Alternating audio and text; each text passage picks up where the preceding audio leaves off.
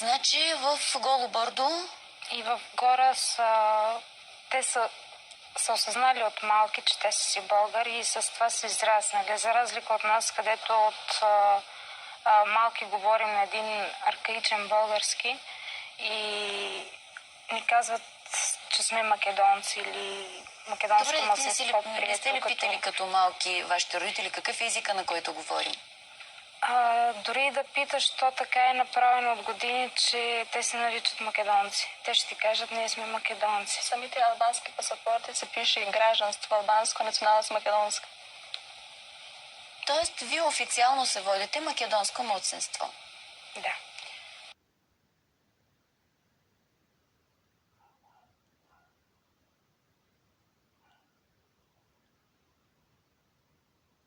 В Мала Преспа има регистрирана македонска партия, която взима участие в парламент.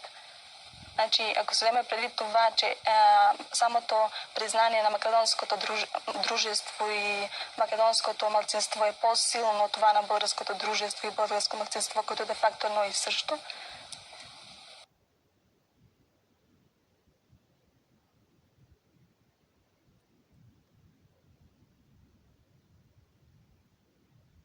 Сега обаче ми се иска да поговорим малко повече за езика, за културата. Имали ли сте достъп през всички тези години до някаква литература, която да е различна от албанската? Какво сте чели? В смисъл на български или... Значи след 90-та година имахме достъп След 90-та? Точно, до абсолютно всякаква литература, на всякакъв език. Преди това имаше книги, тайно се четяха книги на македонски. На български трябва да четаят, че след 92 година някъде. То е съвсем малко литература. В смисъл, бяха малко хората, които носеха българска литература. Добре, вие двете пишете стихове, както зрителите имаха възможност да чуят. Ти даже имаш издадена стихосбирка. На какъв език сте прописали? Тогава да ви попитам. На кирилица. На кирилица? Не, това също е много важно. Да, това е много хубав отговор. В родите ти? Аз на старобългарски език, понеже за разлика... На езика, на който говорите в къщи. За разлика от София, аз не съм имала достъп до българската литература, понеже до четвърти клас учих на македонски, така наречен език, а основното е средното образование на албански.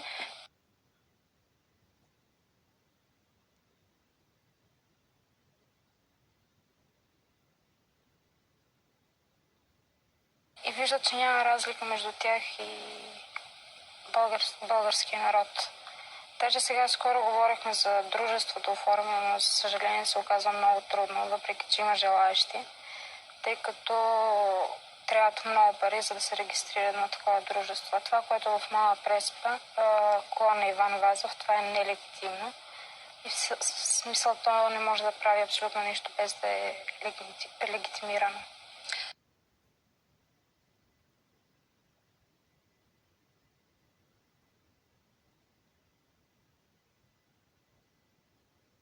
Unë jam sekretari i përgjithshëm i të vetmes parti maqedonase në Shqipëri, Aleanca e Maqedonasve për Integrim Evropian, e cila, ashtu si partitë e tjera politike, kujdeset mes të tjerash edhe për të përforcuar statusin dhe të drejtat e komunitetit maqedonës në shoqërinë tonë multikulturore, shumë gjuhëshe dhe multikonfesionale. Maqedonasit e Shqipërisë ju bashkuan partizanave shqiptar në luftën e dytë botërore dhe ndihmuan në çlirimin e Shqipërisë nga fashizmi dhe u bën pjesë e rëndësishme e këtij vendi. Prandaj edhe ne, maqedonasit, së bashku me shqiptarët, grekët, vllehët, romët, egjiptianët, serbët, malezezët, bosnjakët, ndihemi si të barabartë mes të barabartëve para kushtetutës dhe ligjeve.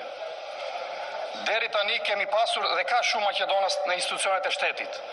Unë jam krenar sepse jam deputeti i parë i minoritetit Maqedonës në Kuvendin e Republikës së Shqipërisë në historinë e tij që vjen nga një parti e regjistruar maqedonase.